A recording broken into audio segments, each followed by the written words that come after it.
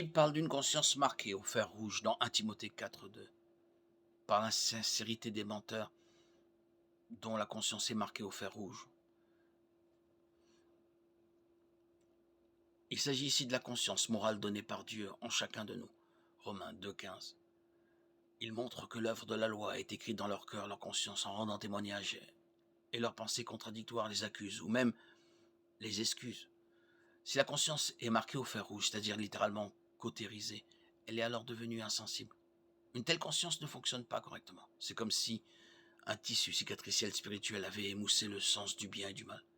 Tout comme la peau d'un animal marqué au fer rouge devient insensible à la douleur, le cœur d'un individu dont la conscience est marquée au fer rouge est insensible aux tourments moraux.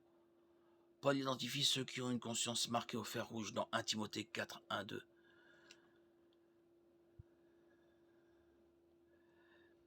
Car l'Esprit dit clairement que dans les derniers temps, quelques-uns abandonnent la foi pour s'attacher à des esprits séducteurs et à des enseignements de démons, doctrines qui viennent de l'hypocrisie des menteurs, dont la conscience est marquée au fer rouge.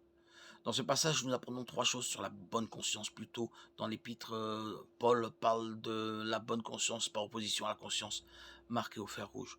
L'œuvre de Dieu se fait par la foi, dit-il, et l'amour vient d'un cœur pur, d'une bonne conscience et d'une foi sincère. 1 Timothée 1, 4, 5.